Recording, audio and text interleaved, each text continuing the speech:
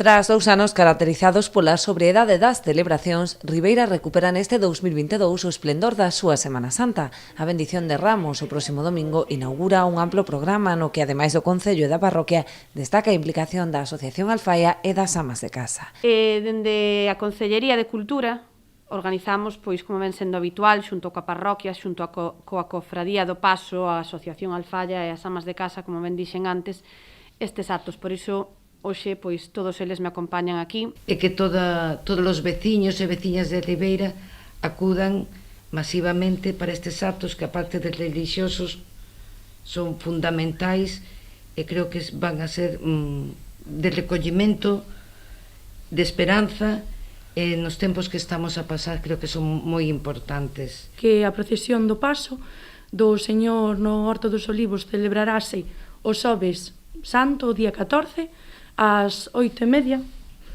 da noite, despois da celebración da Santa Cea.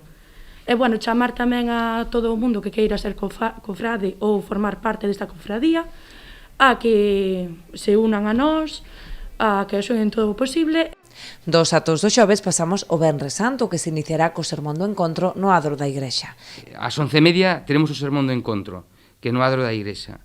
Ás 7, a celebración da Pasión e, a continuación, o sermón das 7 palabras e desencravo. Finalmente, a última hora, ás 9, a procesión do Santo Enterro.